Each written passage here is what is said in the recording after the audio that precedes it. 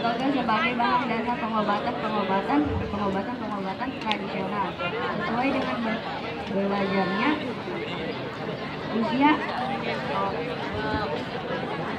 orang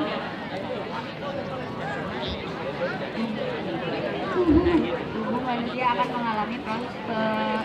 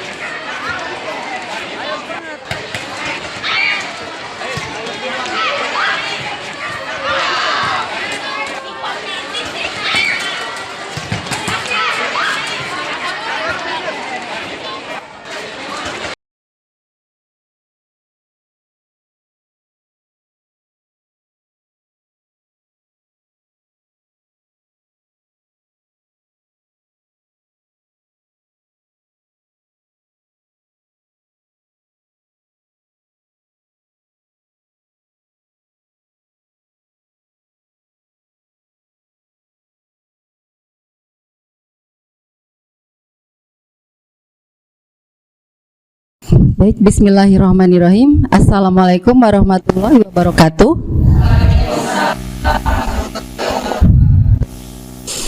Apa kabar Bapak Ibu?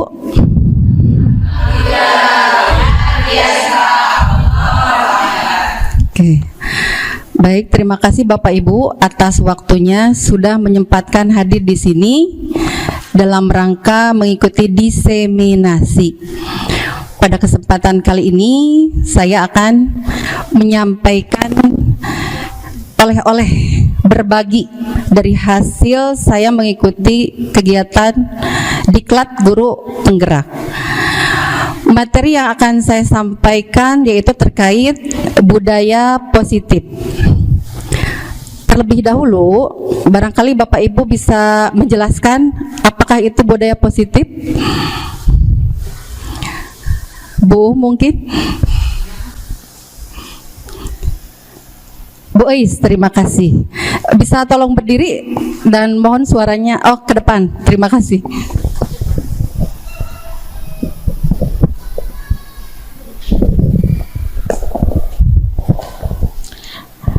Baik, yang saya bisa pahami bahwa budaya positif adalah perilaku yang mengandung kebaikan. Ya, seperti itu.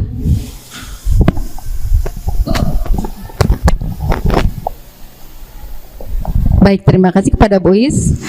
Budaya positif adalah perilaku yang mengandung kebaikan. Ada yang mau menambahkan? Tidak ada. Baik, terima kasih.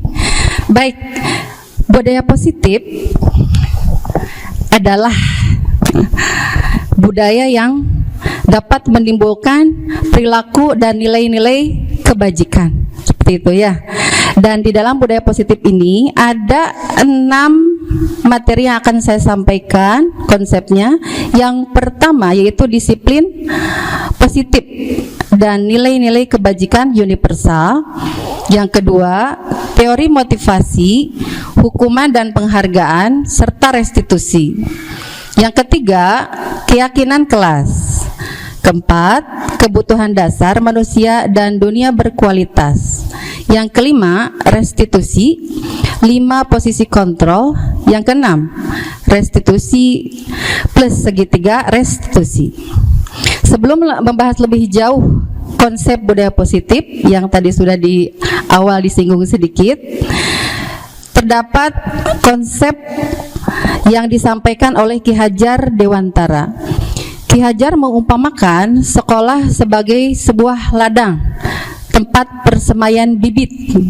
Agar bibit bisa berkembang, maka petani senantiasa memperbaiki kondisi tanah, merawat bibit-bibit itu dengan cara memberi pupuk dan air, membasmi ulat-ulat dan jamur-jamur yang senantiasa bisa mengganggu pertumbuhan bibit tersebut. Dari pernyataan ini bahwa sekolah dianggap sebagai tanah, tempat bercocok tanam, di mana bibitnya adalah murid-murid kita, sehingga tugas guru adalah membimbing, menjaga, dan mengarahkan anak dari hal-hal yang tidak baik. Seperti itu. Selanjutnya ada konsep merdeka menurut Ki Hajat Dewantara. Merdeka itu artinya tidak hanya terlepas dari perintah, akan tetapi juga cakap untuk memerintah diri sendiri.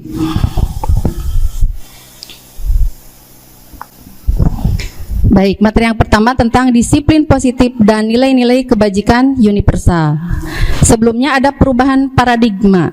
Nah, di kegiatan ini kita sama-sama akan melakukan kegiatan cobalah buka.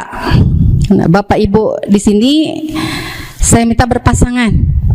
Ibu sebagai A dan rekan Ibu sebagai B. Tugas A adalah mengepalkan sebelah tangan. Bayangkan di dalam kepalan tangan ibu ini terdapat sebuah benda yang sangat berharga, yang sangat penting untuk kehidupan bapak dan ibu, di mana dengan sekuat tenaga bapak dan ibu akan mempertahankan sesuatu atau benda yang ada di dalam kepalan tangan bapak ibu ini. Sedangkan tugas B adalah berusaha sekuat tenaga untuk membuka kepalan tangan bapak dan ibu dengan segala cara, mau menghardik, mengintimidasi, menggelitik, bahkan mungkin menawarkan sejumlah uang supaya bapak ibu membuka kepalan tangan bapak ibu. Bisa dipahami? Nah, baik. Sekarang setelah bapak ibu lakukan, saya ingin bertanya, apakah dari kegiatan tersebut? Oh, belum. Coba. Susah. Oh iya. Ada yang berhasil membukanya, Bu Titin? Tidak. Baik, terima kasih, luar biasa. Bapak dan Ibu, saya ingin bertanya, Pak Memen, apakah jika Bapak sebagai A, Bapak akan membuka kepalan tangan Bapak? Ya. Ya. Tidak. Kalau tidak, kalau boleh saya tahu kenapa? Harus percaya diri. Harus percaya diri, bagus. Bu Dini, apakah Ibu akan membuka kepalan tangan Ibu? Tidak, kenapa Bu? Baik, mempertahankan apa yang kita punya. Yang lain bagaimana? Sama atau berbeda jawabannya? Baik, terima kasih. Iya, sesungguhnya siapa sih yang memegang kendali kontrol atas diri kita itu? Diri kita sendiri. Jadi apapun yang akan kita lakukan, kontrolnya adalah diri kita sendiri. Terima kasih. Baik, selanjutnya menurut psikiater pendidik Dr. William Glasser dalam control theory yang kemudian hari berkembang dinamakan teori pilihan atau choice theory, meluruskan beberapa mikrokonsepsi tentang makna control. Yang pertama, ilusi guru mengontrol murid. Di sini pada dasarnya guru tidak dapat mengontrol atau memaksa murid ya untuk berbuat sesuatu jikalau murid tidak dapat atau tidak mau melakukannya. Dalam teori kontrol menyatakan bahwa semua perilaku memiliki tujuan, bahkan terhadap perilaku yang tidak disukai. Yang kedua, ilusi bahwa semua penguatan positif, efektif, dan bermanfaat. Di sini adalah dalam bentuk bujukan, di mana segala usaha untuk mempengaruhi murid agar mengulangi suatu perilaku tertentu adalah suatu usaha untuk mengontrol murid tersebut. Yang ketiga, ilusi bahwa kritik dan membuat orang merasa bersalah dapat menguatkan karakter. Ya. Saya yakin Bapak Ibu juga ya sering melakukannya begitu ya. Ada anak yang mungkin yang melakukan di kelas ribut terus saat pembelajaran. Kamu kenapa ribut terus? Harusnya jangan harusnya begini, misalnya begitu ya. Nah, di situ menggunakan kritik dan rasa bersalah untuk mengontrol murid menuju atau akan menyebabkan identitas gagal. Jadi mereka belajar untuk merasa buruk dengan teguran kita tersebut ya tentang diri mereka. Mereka mengembangkan dialog diri yang bermakna atau ke arah negatif. Yang keempat, ilusi bahwa orang dewasa memiliki hak untuk memaksa. Di sini orang dewasa percaya bahwa mereka memiliki tanggung jawab untuk membuat murid-murid melakukan hal seperti yang kita inginkan, gitu ya. Jadi apapun yang dilakukan, selama itu dapat diterima, selama ada kemajuan ya, dapat dipertanggungjawabkan berdasarkan sebuah pengukuran kinerja. Baik, disiplin. Ada yang bisa menjelaskan apa itu disiplin? Neng Eli? Barangkali, silakan Neng.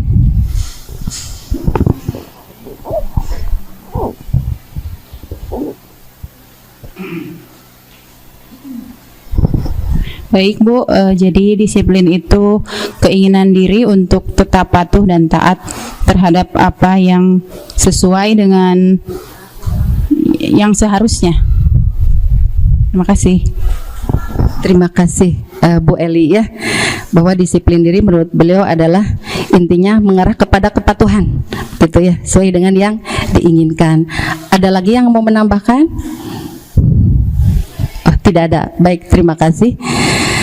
Baik, makna disiplin seperti yang tadi sudah disinggung oleh Neng Eli ya. Di sini menurut Diane Gossen dalam bukunya Restructuring School Discipline 2001, Diane mengatakan bahwa di sini disiplin berasal dari kata disiplin. Nah, ya, yang berarti belajar. Kata disiplin ini juga berasal dari akar kata yang sama dengan disiplin, gitu ya, yang artinya murid atau pengikut. Nah, menurut Bapak Pendidikan kita, Ki Hajar Dewantara, di mana ada kemerdekaan, disitulah harus ada disiplin yang kuat.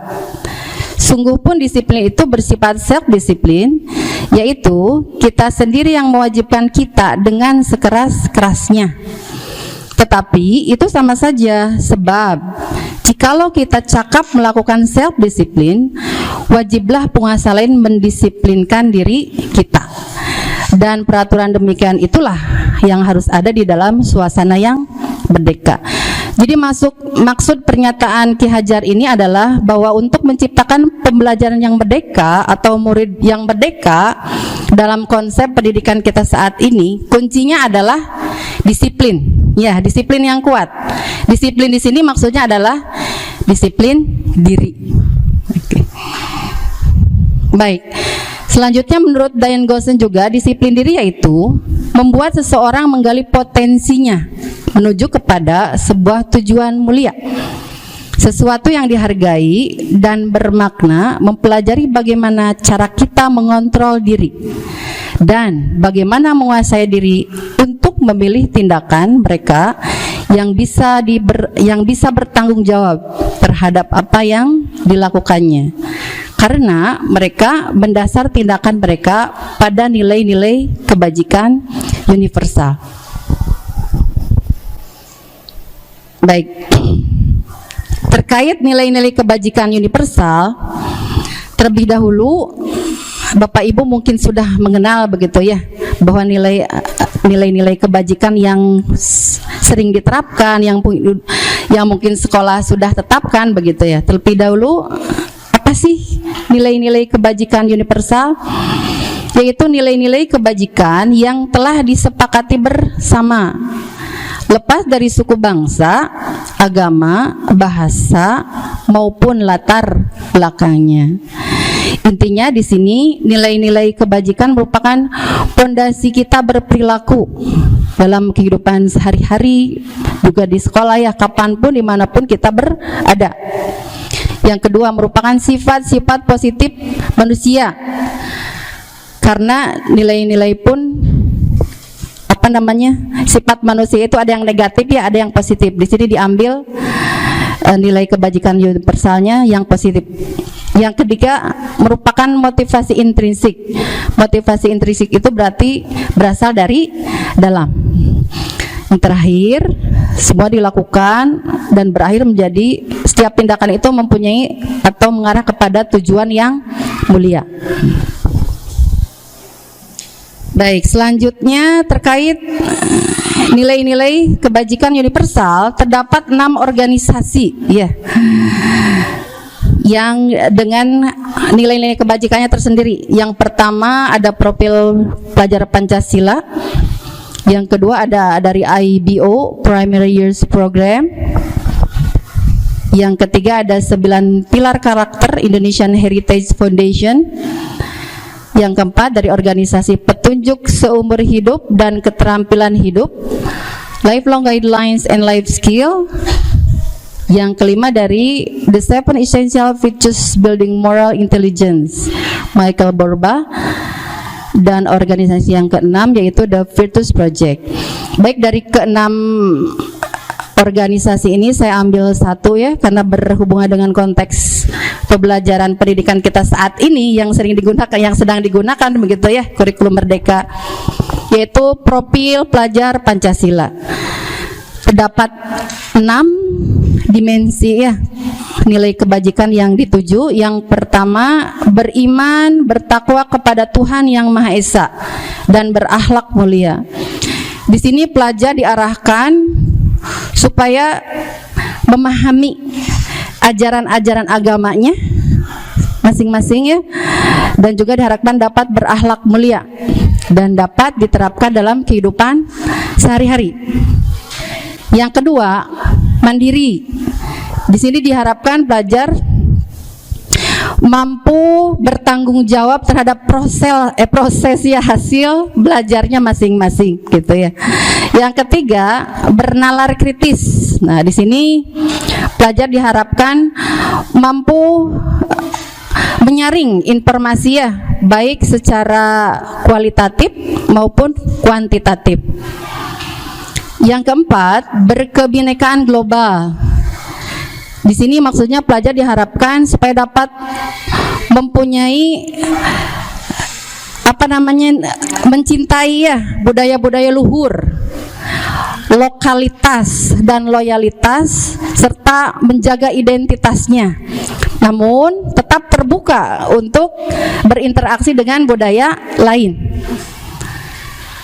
Yang kelima, bergotong royong. Nah, di sini diharapkan pelajar Indonesia ini mempunyai jiwa gotong royong, berkolaborasi untuk melakukan sesuatu supaya bisa menjadi mudah dan cepat. Yang terakhir, kreatif. Nah, kreatif di sini diharapkan pelajar dapat menemukan sesuatu yang orisinil gitu ya, yang berguna, bermanfaat dan berdampak untuk orang-orang atau lingkungan di sekitarnya. Baik. Oke, sekarang yang kedua tentang teori motivasi, hukuman dan penghargaan serta restitusi. Di sini terdapat, menurut Dain Gozan, terdapat 3 motivasi perilaku manusia. Yang pertama adalah untuk menghindari ketidaknyamanan dan hukuman. Biasanya orang-orang dengan motivasi ini akan bertanya, apa yang akan saya atau apa yang akan terjadi pada saya jika saya tidak melakukannya? Ini ya. Yang kedua adalah untuk mendapatkan imbalan atau penghargaan dari orang lain.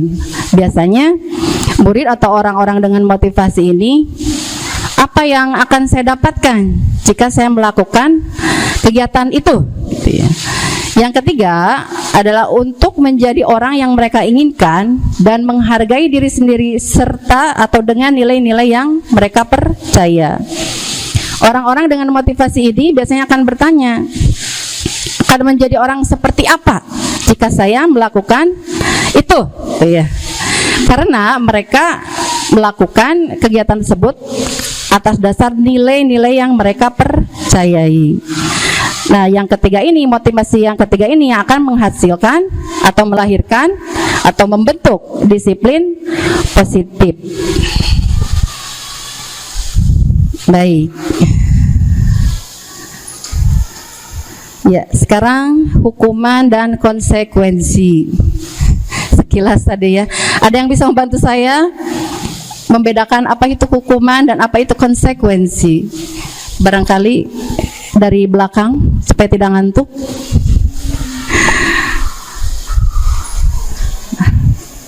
Bu Endah, barangkali konsekuensi dan hukuman. Pak Pandi, terima kasih. Ya, terima kasih waktunya. Ini mencoba saja. Kalau hukuman itu biasanya orang bersalah dulu. Orang bersalah, melanggar aturan hukum yang berlaku, melanggar etika sosial, baru ada hukuman gitu. Setelah melanggar. Kalau konsekuensi itu perilaku kita, baik yang positif maupun negatif ya, ada imbalannya gitu. Contoh ke yang positifnya, Bu. Misalkan kita sedekah atau berbuat baik kepada tetangga atau ikut gotong royong, mungkin tapi ya maaf kalau salah. Konsekuensinya atau kita berbuat salah, ya itu aja perbedaannya. Makasih. Terima kasih. Baik, terima kasih Pak Pandi atas penjelasannya. Intinya tadi membedakan bahwa hukuman itu melakukan kesalahan dulu katanya, baru ada hukuman, dan konsekuensi itu ada imbalan terhadap atau setelah melakukan sesuatu seperti itu ya. Baik, terima kasih Pak Pandi. Sekilas ya, hukuman dan konsekuensi memang berbeda ya. Intinya hukuman itu sepihak Bapak Ibu ya, sepihak dan tiba-tiba begitu ya. Bapak Ibu muridnya melakukan saat pembelajaran misalnya ribut atau melakukan kegaduhan. Nah, apa yang sedang kamu lakukan? Ribut. Silakan kamu di luar saja misalnya. Tiba-tiba itu ya, kondisional seperti itu misalnya ya. Nah, di sini selain bersifat tiba-tiba, bersifat satu arah.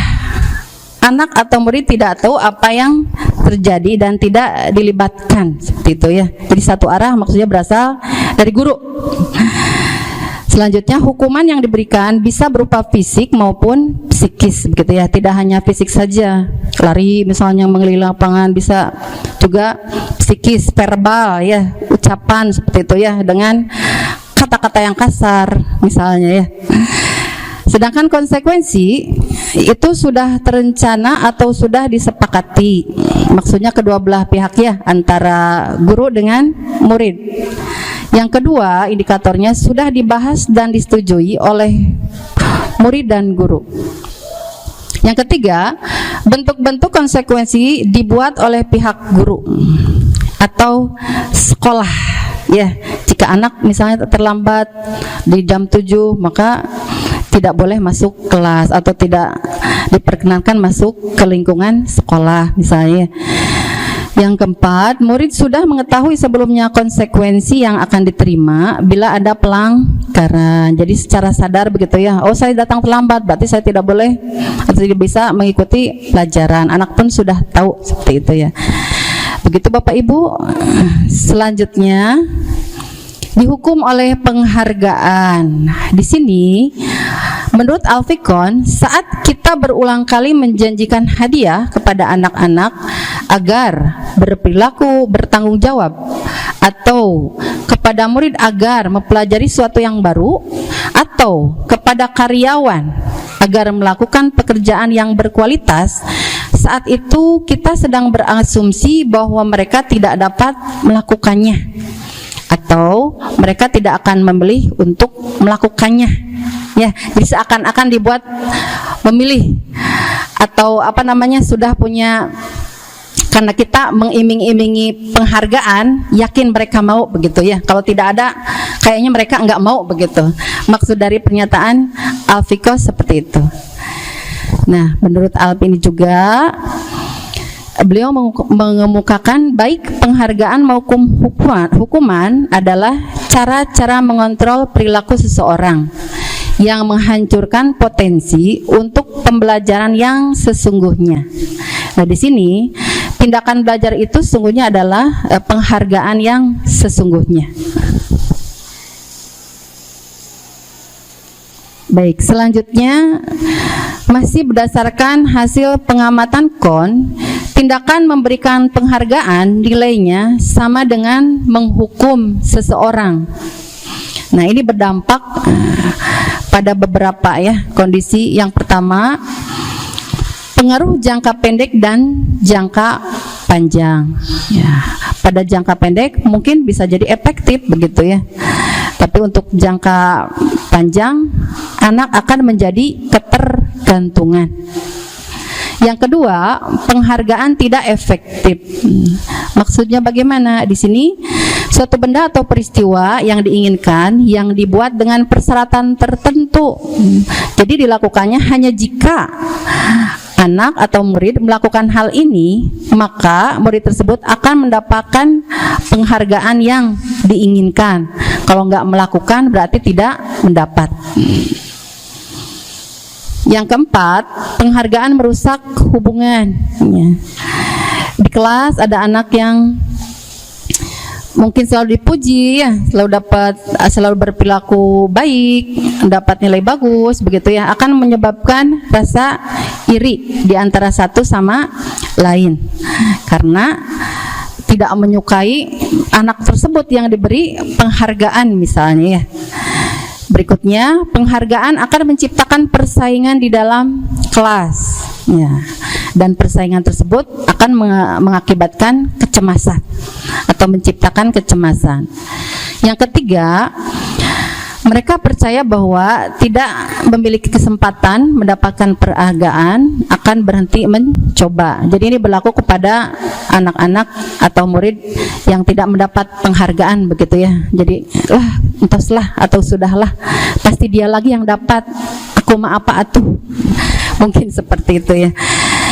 Baik, yang terakhir penghargaan menghukum. Nah, di sini biasanya umumnya ya yang sering dicontohkan sistem ranking begitu ya. Anak yang ranking 1 menjadi yang terbaik, sedangkan yang ranking 2 akan merasa dihukum begitu ya. Kenapa? Ya karena penghargaan tersebut bagi dia tidak sebagus seperti yang mendapatkan ranking pertama. Hukumannya adalah beban begitu ya bagi anak yang tidak mendapat ranking 1. Baik, selanjutnya restitusi. Bapak Ibu pernah mendengar istilah restitusi sebelumnya? Membaca atau melihat? Baik, sebetulnya saya yakin Bapak Ibu secara tidak sadar pernah melakukan ini yang namanya restitusi, hanya mungkin belum mengenal begitu ya bahwa oh ini adalah restitusi seperti itu ya. Baik, restitusi adalah sebuah cara menanamkan disiplin positif pada murid. Di sini menurut Gosen, restitusi adalah proses menciptakan kondisi bagi murid untuk memperbaiki kesalahan mereka sehingga mereka bisa kembali pada kelompok mereka dengan karakter yang lebih kuat. Dengan kata lain, restitusi ini adalah proses dialog antara guru dengan murid. Ya, untuk apa? Mencari solusi dari permasalahan mereka sendiri sehingga murid dapat mempertanggungjawabkan ya perilaku yang sudah mereka lakukan sekaligus mencari solusinya sendiri. Seperti itu. Ciri-ciri restitusi yang membedakan dengan program lainnya. 1. Restitusi bukan untuk menebus kesalahan, namun untuk belajar dari kesalahan. Yang kedua, restitusi memperbaiki hubungan. Ya, hubungan di sini berarti terhadap orang-orang yang terkena dampak dari perilaku yang dilakukan anak tersebut, gitu ya. Yang ketiga, restitusi adalah tawaran, bukan paksaan begitu. Jadi tidak, kamu harus begini. Kalau telat harus seperti ini, tidak seperti itu ya. Kalau berkelahi harus begini. Solusinya supaya akur lagi misalnya. Yang keempat, restitusi itu menuntun untuk melihat ke dalam diri. Yang menuntun melihat ke dalam diri. Jadi di sini dialognya, kenapa kamu melakukan kegiatan itu, kenapa kamu dikuat tuntutan jam saya mengantuk gitu ya, ditanya dulu, ada proses begitu ya. Ya tidak semalam, kamu tidak boleh mengantuk. Ya ditanya dulu, ada proses ya. Masih malam, habis ngapain nonton bola? Itu jam berapa? Jam 3 pagi. Itu nonton bola atau enggak? Kata guru. Baik, seperti itu Bu. Terakhir, restitusi diri adalah cara yang paling baik. Sekarang keyakinan kelas. Apa sih keyakinan kelas? Nah, terlebih dahulu keyakinan itu adalah nilai-nilai kebaikan atau prinsip-prinsip yang disepakati secara universal. Berarti menurut orang harus bersemangat atau tergerak untuk melaksanakan keyakinannya daripada hanya mengikuti aturan. Nah, di sini ada prosedur bagaimana sih membentuk keyakinan kelas. Yang pertama, keyakinan kelas itu bersifat lebih abstrak daripada peraturan, lebih rinci dan lebih konkret. Konkret itu nyata. Yang kedua, keyakinan kelas berupa pernyataan-pernyataan universal. Tadi nilai-nilai kebajikannya sudah saya singgung di awalnya. Yang ketiga, pernyataan keyakinan kelas senantiasa dibuat dalam bentuk positif. Yang keempat, keyakinan kelas hendaknya tidak terlalu banyak sehingga mudah diingat dan dipahami oleh semua warga kelas. Yang kelima, keyakinan kelas sebaiknya sesuatu yang dapat diterapkan di lingkungan tersebut. Jika ibu bapak ibu sebagai wali kelas sebenarnya berhubungan dengan kebutuhan terkait kondisi kebutuhan yang bapak ibu anggap perlu. Ya. Misalnya supaya kelasnya bersih harus bagaimana? Misalnya jagalah kebersihan, jadi supaya anak masuk tepat sekolah tepat waktu, ya tinggal dibuat salah satu keyakinannya, misalnya datanglah tepat waktu. Selanjutnya, semua warga kelas hendaknya ikut berkontribusi dalam pembuatan keyakinan kelas lewat kegiatan surat pendapat. Berarti ini maksudnya dua arahnya. Ibu bekerja sama berkolaborasi dengan murid untuk menentukan anak inginnya seperti apa. Itu contohnya keyakinan kelas. Misalnya bekerja sama menjaga kebersihan kelas, menjaga dan meletakkan barang dari tempatnya, mengerjakan tugas tepat waktu, saling peduli, menghargai dan membantu satu sama lain, tepat waktu dan aktif di kelas. Contoh yang lainnya, Ibu bisa tambahkan, kami yakin bahwa kami satu, disiplin waktu, kedua, menjaga lingkungan, kebersihan lingkungan, yang ketiga, bersikap sopan, baik, peduli, jujur dan saling menghargai, yang keempat, menjaga kesehatan. Itu Bapak Ibu. Baik, sekarang materi yang keempat, kebutuhan dasar manusia dan dunia berkualitas. Di sini ada 5 kebutuhan dasar manusia. Yang pertama, kebutuhan bertahan hidup, khususnya paling menarik Bu, atau survival. Yang kedua, kasih sayang dan rasa diterima, love atau belonging. Yang ketiga, kebebasan, freedom. Keempat, kesenangan, fun ya. Yang kelima, penguasaan.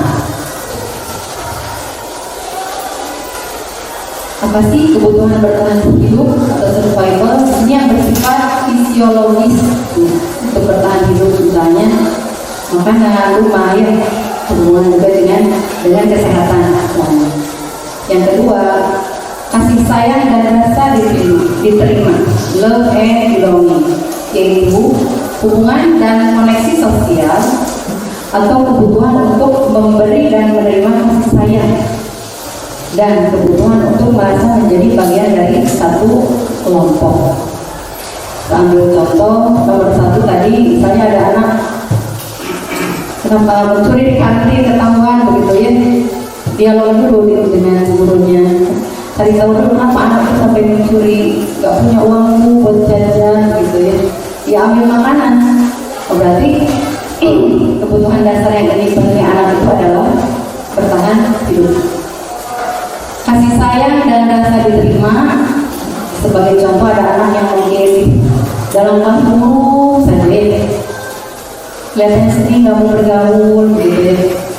Setelah ditanya ada apa, kenapa merunduk, saya sedih bu, gak ada yang perhatikan di rumah, ayah saya kerja, ibu saya kerja luar negeri, gak pulang-pulang, 3 kali puasa, 3 kali lebaran katanya, saya kesepian gitu ya. Jadi malas belajar. Nah, berarti kebutuhan yang ingin dipenuhinya adalah kasih sayang dan rasa diterima.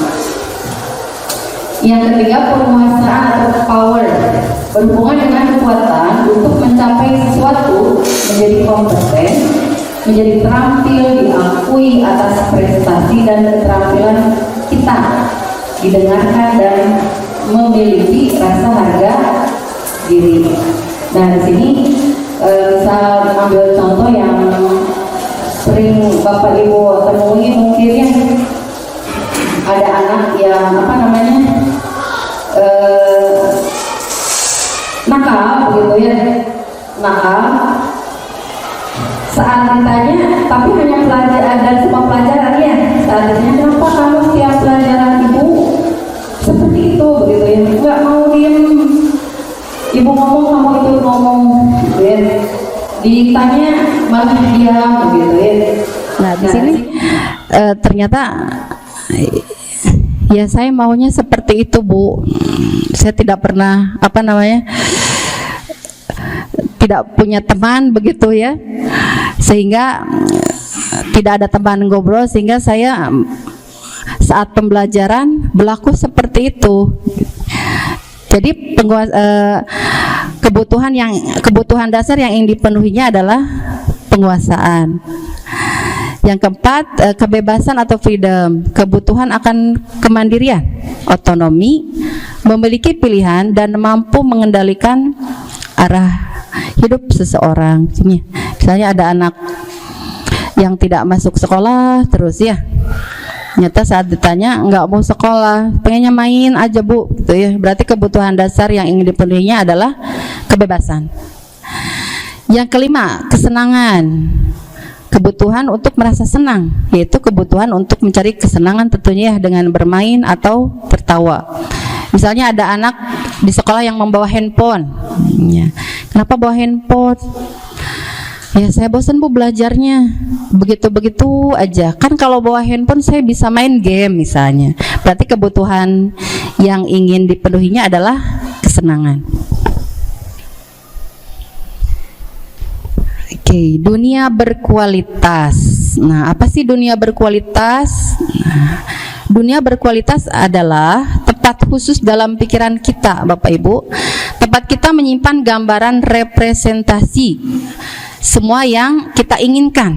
Bisa berisi orang-orang, pengalaman mungkin ya, cerita-cerita atau hal apa saja yang terbaik menurut Bapak Ibu dalam hidup kita gitu ya. Menurut William Glasser, ini diibaratkan sebagai album foto. Bapak Ibu punya album foto kan di rumah? Ya, semua momen cekrek begitu ya, dengan anak cekrek. Yaitu yang dianggap atau disebut dunia berkualitas. Baik, kembali ke restitusi dan hubungannya dengan 5 posisi kontrol. Ada 5 posisi kontrol. Yang pertama, penghukum. Nah, tadi sudah disinggung sedikit mengenai hukuman dan konsekuensi ya. Di sini penghukum memberikan hukumannya bisa berupa fisik maupun verbal.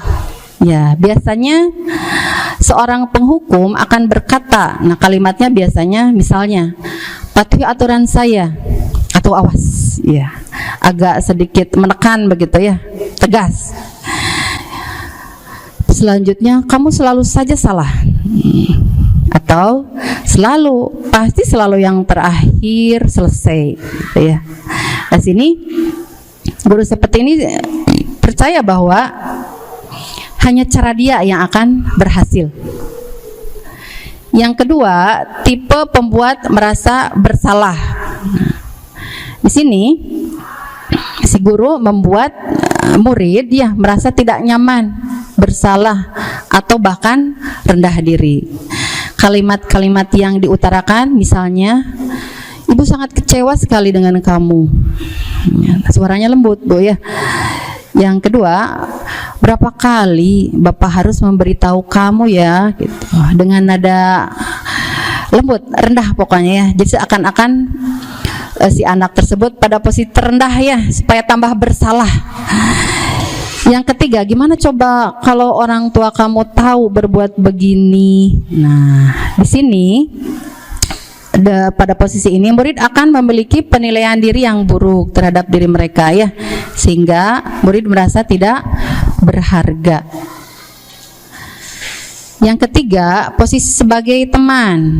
Di sini guru memposisikan diri tidak menyakiti murid ya, namun tetap berupaya mengontrol murid melalui persuasi ya, memberikan bujukan ya.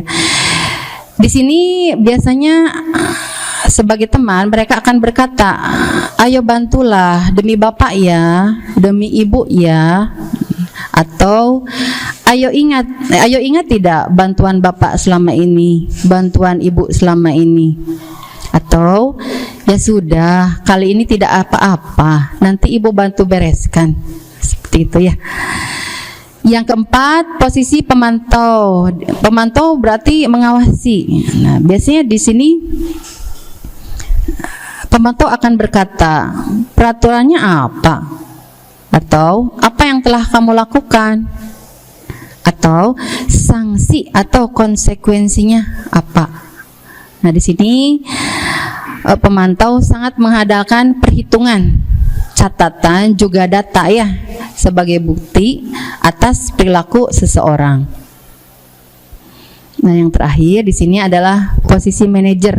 Nah, posisi ini yang paling ideal, di mana posisi ini guru mengarahkan murid untuk sama-sama berbuat sesuatu, mempersilahkan murid untuk menemukan solusi dan mempertanggungjawabkan ya perilakunya atau atas permasalahannya sendiri.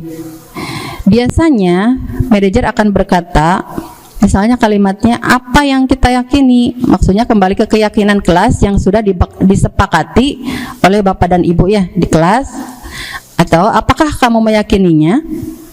Jika kamu meyakininya, apakah kamu bersedia memperbaikinya? Misalnya lagi, jika kamu memperbaiki ini, hal ini menunjukkan apa tentang dirimu? Terakhir, apa rencana kamu untuk memperbaiki hal ini?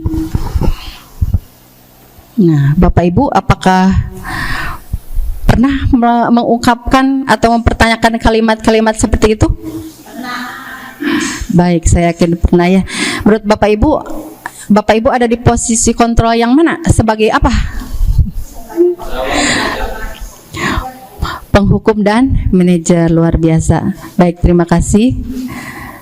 Baik, untuk mengetes sedikit ingatan, posisi kontrol apakah saya? Nah, kalau ada kalimat seperti ini, Bapak Ibu, patuhi aturan saya atau awas. Ini sebagai apa? Penghukum. Tuh, yang kedua, gimana coba kalau orang tua kamu tahu kamu berbuat begini? Sebagai apa, Bu? Iya, sebagai merasa bersalah. Terakhir, apa rencana kamu untuk memperbaiki hal ini? Iya, manajer. Baik, luar biasa. Terima kasih Bapak Ibu.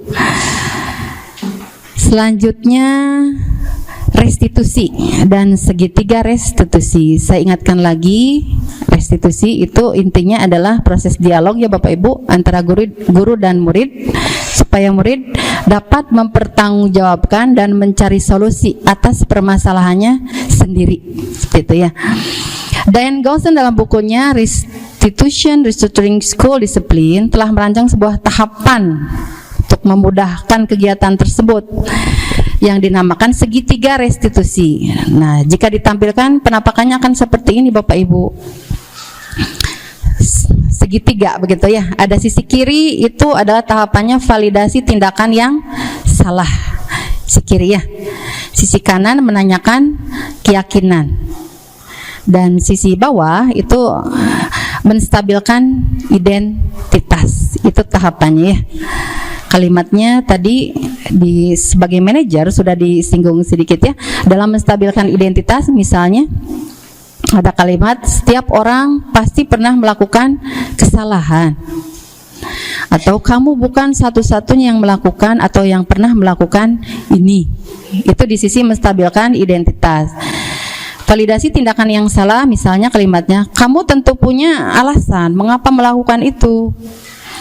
Yang kedua, adakah cara yang lebih efektif untuk mendapatkan apa yang kamu butuhkan?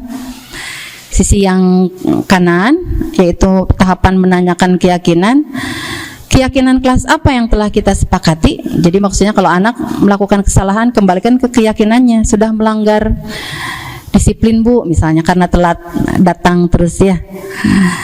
Yang kedua, kamu ingin menjadi orang seperti apa? Misalnya, kalimat-kalimat yang diajukan pada tahapan restitusi.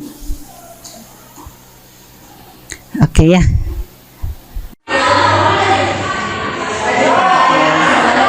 Waalaikumsalam. Ajeng apa kabar? Baik Bu. Ajeng gimana sih? Kan Ajeng sudah janji sama Ibu tidak akan bolos sekolah lagi. Ayolah, bantu Ibu ya. Iya Bu, maafkan saya. Iya, bukan Ajeng saja yang pernah melakukan kesalahan. Sekarang yang terpenting bagaimana kita dapat menyelesaikan ini semua. Ajeng masih mau sekolah kan? Masih Bu. Ya, kalau Ajeng masih mau sekolah, kenapa masih bolos juga? Saya malas sekolah Bu. Pengen main sama teman. Saya kesepian dan bosan di rumah sendirian. Oh gitu. Ajeng boleh berteman dengan siapapun, tapi jangan sampai hal buruk menjadi kebiasaan Ajeng. Ajeng harus pintar-pintar memilih pergaulan. Apalagi setahu Ibu, Ajeng cita-citanya ingin jadi guru kan? Jadi Ajeng harus rajin sekolah dan rajin belajar supaya dapat menggapai cita-cita Ajeng menjadi guru. Baik Bu. Ajeng masih ingat keyakinan apa yang ada di kelas kita yang berhubungan dengan ini semua? Iya Bu. Disiplin dalam mengikuti pelajaran. Itu berarti saya harus rajin sekolah setiap hari. Bagus. Saya janji akan rajin sekolah supaya dapat mewujudkan cita-cita saya menjadi guru. Bagus. Kalau Ajeng sudah punya cita-cita itu, apa yang akan Ajeng lakukan supaya tidak boleh sekolah lagi? Memilih teman bermain, tidak akan bersedia jika diajak main oleh teman yang malas sekolah juga. Bagus, Ibu harap Ajeng dapat membuktikan kata-kata Ajeng karena itu demi kebaikan dan kepentingan Ajeng sendiri. Jauhi teman yang buruk dan rajin sekolah lagi ya. Iya Bu, saya akan buktikan. Terima kasih sudah memperingatkan saya. Sama-sama. Baik, sekarang Ajeng kembali ke kelas ya.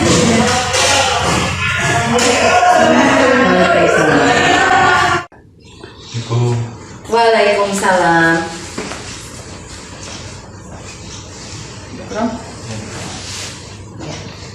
Romi, tadi Ibu dengar dari Bu Lia, katanya kamu dalam masalah ya?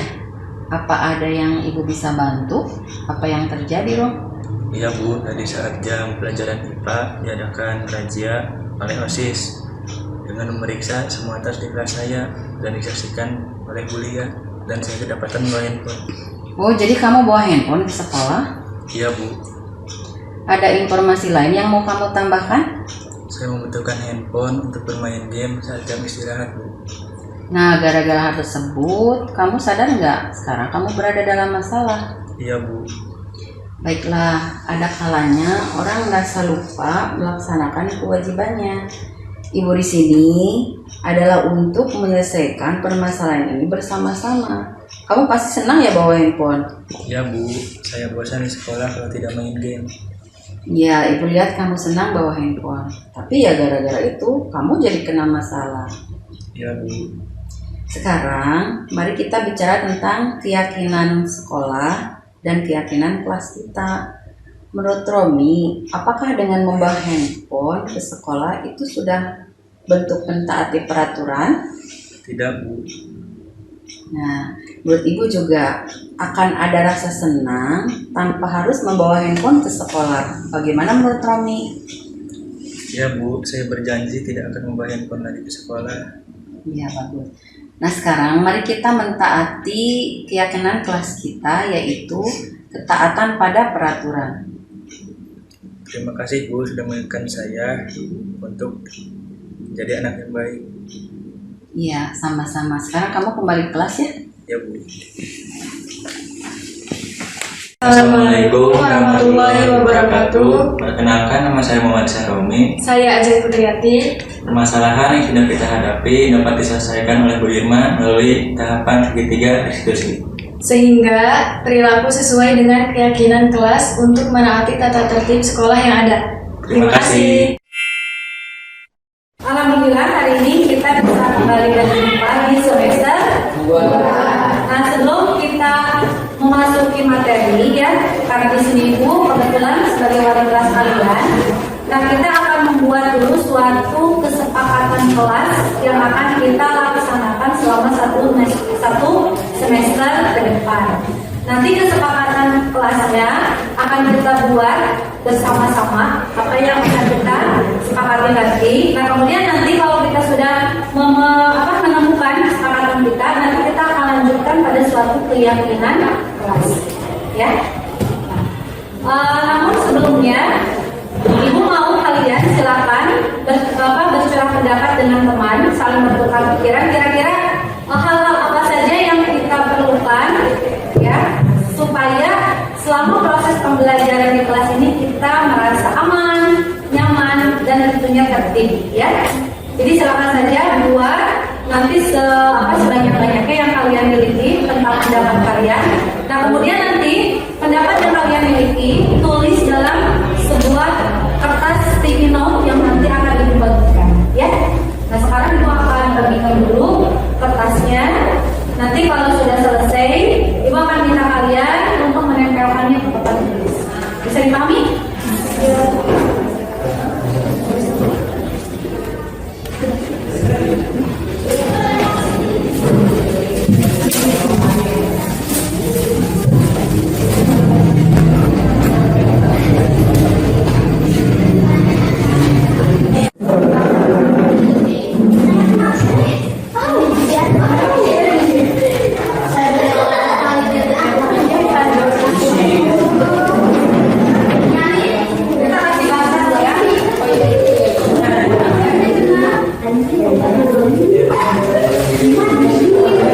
Jadi yang kita lihat ininya ya, kalau kesepakatan itu berupa tindakan ya.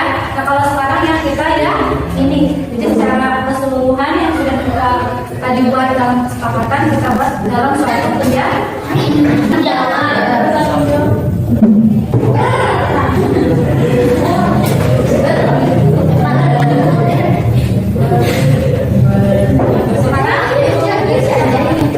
Apalagi jalankan dan masing-masing menggunakan bagian dari pinjam sama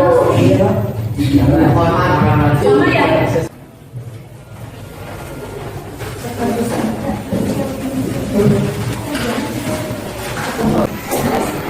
Assalamualaikum warahmatullahi wabarakatuh.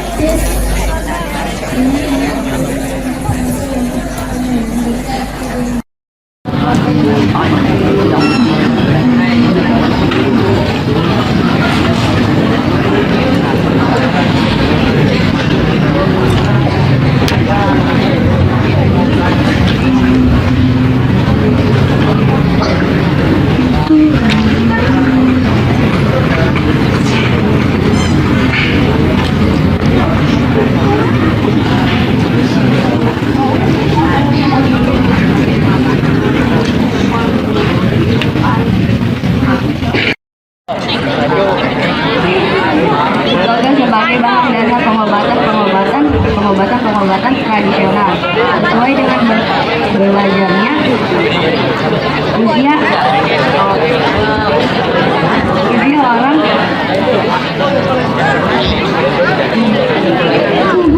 tubuh manusia akan mengalami proses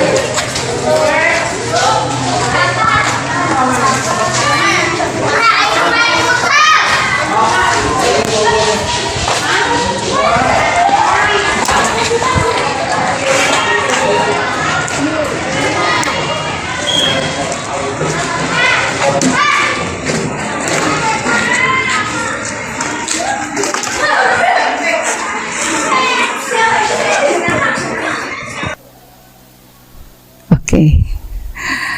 Alhamdulillah. Sepertinya materi sudah saya sampaikan. Barangkali ada yang mau ditanyakan? Mangga Bu, silakan ke depan.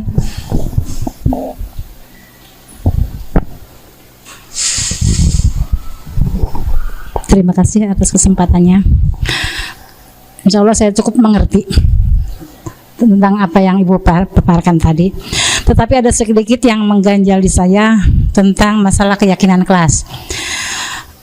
Mengapa mengganjal? Karena akhir-akhir ini saya juga mendengar ada kesepakatan kelas. Nah, yang menjadi pertanyaan, apakah antara kesepakatan kelas dengan keyakinan kelas itu sama atau berbeda? Kalau berbeda, apa perbedaannya? Terima kasih. Terima kasih atas pertanyaannya, Bu. Saya akan coba jawab ya. Berdasarkan materi yang sudah saya dapat dari senior saya, dari suhu saya ya di Diklat, memang ada sedikit perbedaan antara kesepakatan dan keyakinan. Jadi prosesnya membuat kesepakatan dulu, nanti baru diolah menjadi keyakinan. Intinya kesepakatan kelas itu berisi larangan-larangan, Bu. Jangan begini, jangan begitu, jangan berkelahi, jangan ribut, jangan buang sampah sembarangan, misalnya begitu ya. Nah, nanti dari kalimat yang Bapak Ibu inginkan, tarik menjadi kalimat yang mengandung nilai-nilai kebajikan universal, ya, yang positif begitu.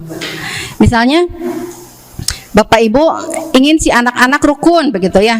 Kalau di kesepakatan berarti jangan berkelahi. Nah, buat menjadi keyakinan saling menghormati. Seperti itu. Bagaimana Bu? Jelas? Berarti untuk kesepakatan kelas itu semacam peraturan. Peraturan juga, tapi dalam bentuk masih kalimat-kalimat berbau larangan begitu ya.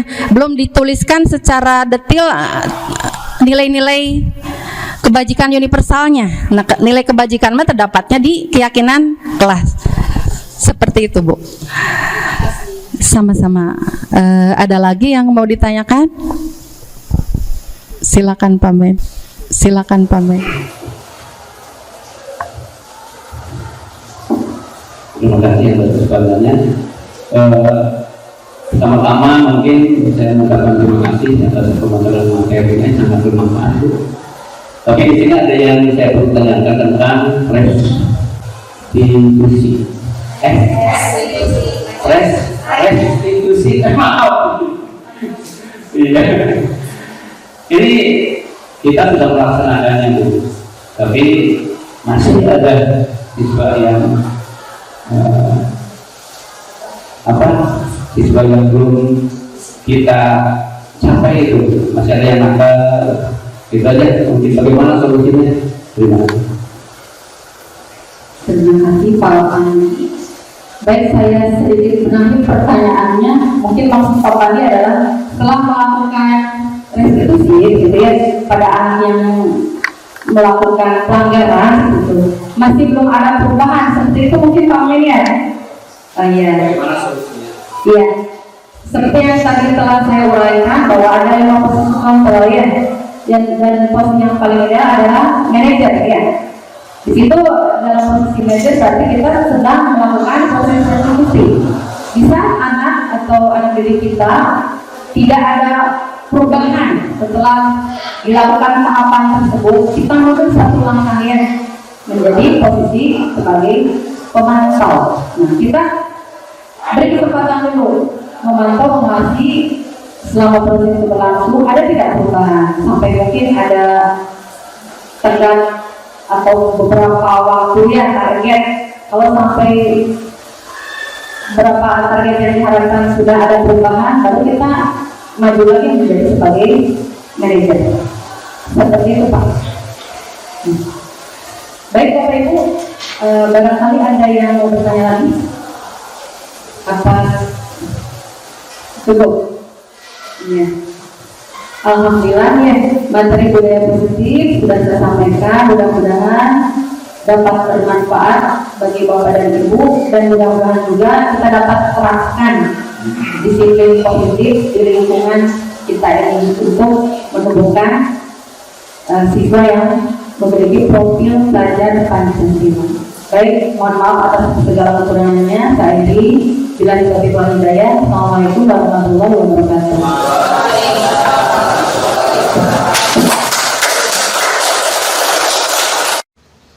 Assalamualaikum warahmatullahi wabarakatuh.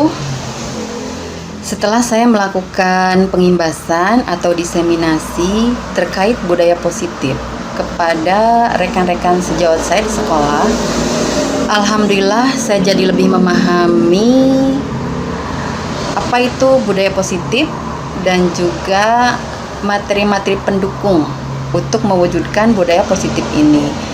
Saya jadi lebih memahami tentang disiplin positif dan nilai-nilai kebajikan,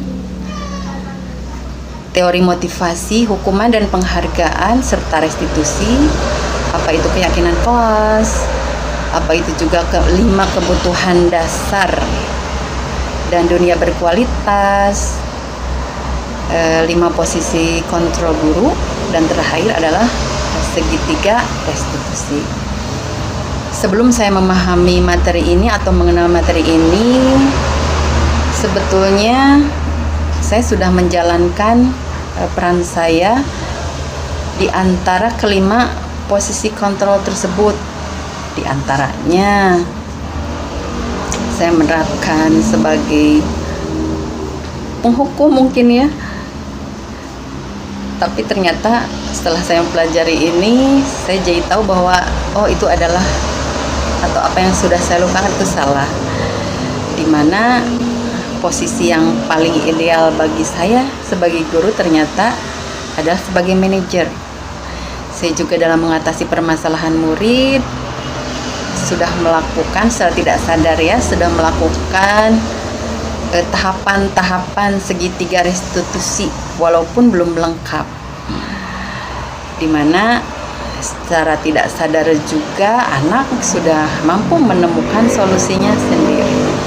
Dan sebagai wali kelas, saya juga melakukan atau membuat penerapan keyakinan kelas atau kesepakatan kelas untuk menciptakan budaya positif di kelas yang saya bimbing.